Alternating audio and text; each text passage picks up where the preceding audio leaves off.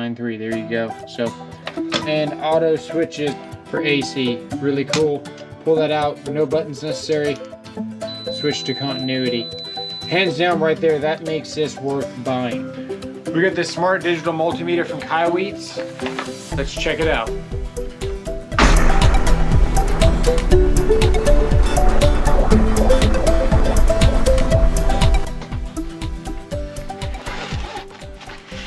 So I spared you the boring details. I've already installed the batteries and kind of given a little once over.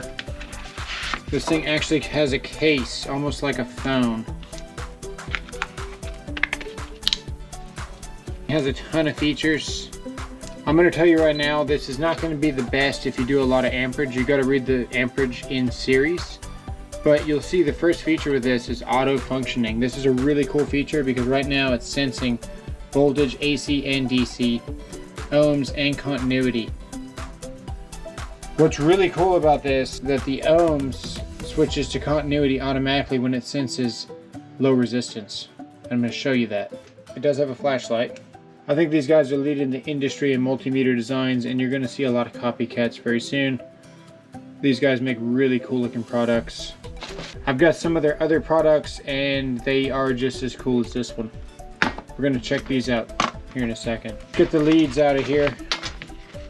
This came with 2 sets of batteries. It takes 3 AAAs to power this. In my experience, some of the best multimeters have more voltage than just 2 batteries. So this would be 4.5 instead of the typical 3. Here's your common port here. It even tells you. What's really cool about this is if you select this into amperage mode here, and you can see this dial move over as we go to amperage right there, and it will flash and tell you what you need to plug in, which is a pretty cool feature. The red goes there, your common goes there, and now we're in amperage mode and we're actually locked out. We can't select any features because it knows this is where this lead needs to be in this mode. Previously you used to have to make sure that you had the proper setting because you could be blowing fuses if you had this wrong. Nowadays we got a bunch of fail safes. So if I unplug this and I put this back into the standard mode right here, you'll see where it says lead. That's because we're going to switch back to auto. You can see where it's flashing where it wants me to plug these in at, and we're ready to go here.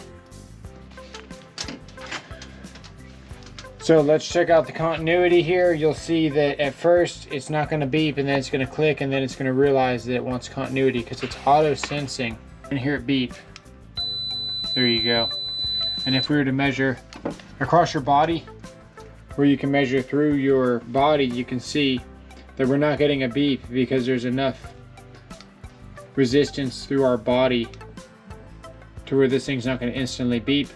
But when it senses very low resistance, automatically knows that we're going for continuity. Pretty cool. Let's do the auto voltage feature here.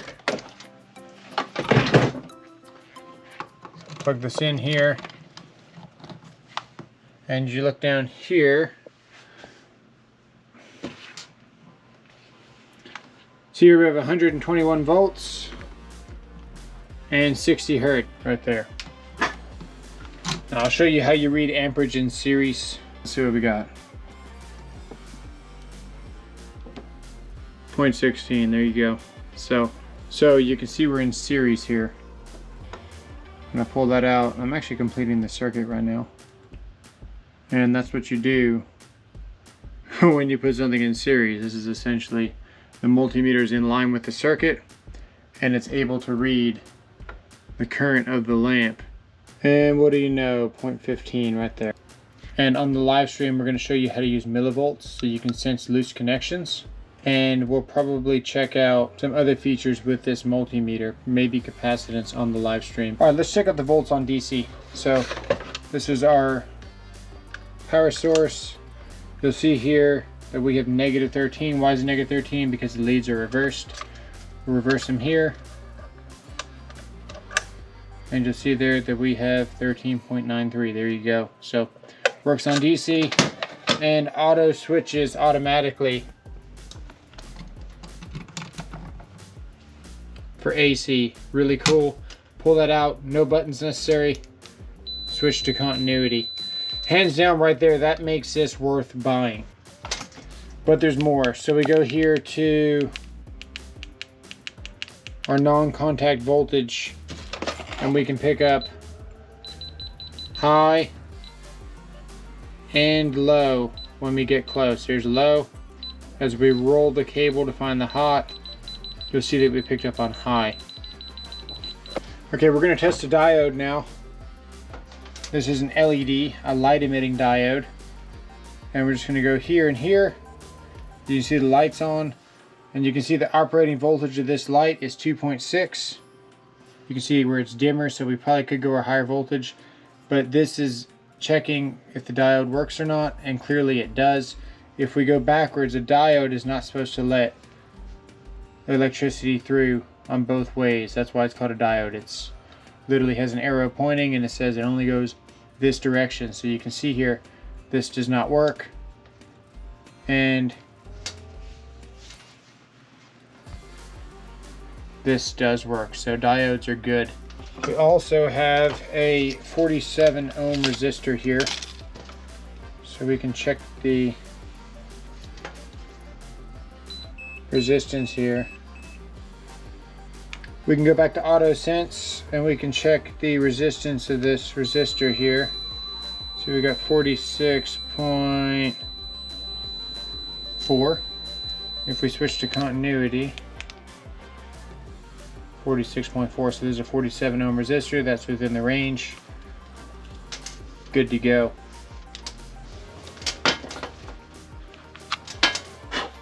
Something that's pretty cool, it has temperature built in.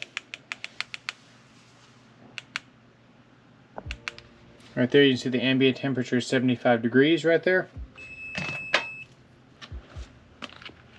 Now we got a thermocouple that it came with.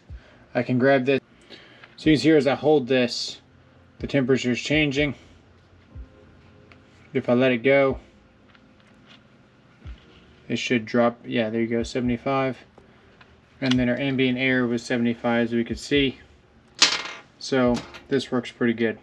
We're going to be checking out the millivolt settings in the live stream where you can sense loose connections. You could check to see if a switch was tightened correctly by going on the wire and the lug that the wire is attached to and measuring a voltage drop across that short connection. We need a lot of amperage to do that, and the best way to do that is to get set up on a live and show you guys how this thing works. So be looking for that. And I'll demonstrate how you hook this up in series and you can measure amperage. We also have one of the non-contact voltage sensors here. And here's our cord here. The power is on. You can see that we're not getting anything, but as I roll the cord, you can see that we're starting to sense something. If we turn on the sensitivity mode, you can see that it's sensing it very strong. As I roll the cord away from the hot, you'll see that we start to lose that it's sensing voltage. As we roll the cord closer, you start getting voltage. If I put it off of sensitivity mode, you can see that it's not near as sensitive. This would be good for if you had a junction box with a whole bunch of wires in it, a crowded junction box. You could pinpoint which wire you want.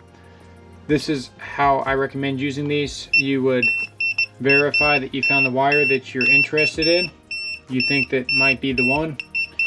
You would then go to the breaker, have your buddy flip the breaker. You see that we lost the power. You tell your buddy to turn the breaker back on. Okay, I think we found the circuit. Turn it back off. That's definitely the circuit. Turn it back on.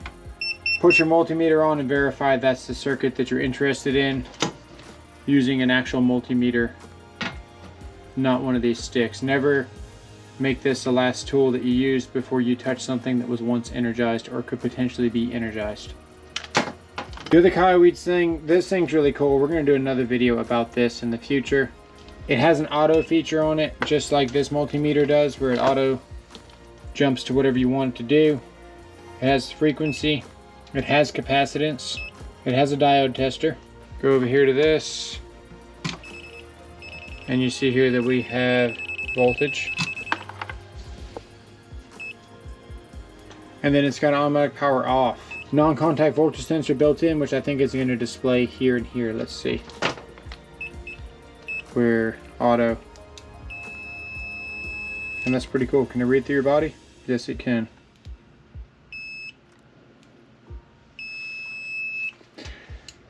Pretty cool little multimeter here. Pretty cool non-contact voltage sensor. And of course this thing has everything built into it. It's very thin. It's about as big as an iPhone 10 with the bumper case with all these features. Let me know what you guys think in the comments below. Thanks for watching, and we'll see you guys in the next one.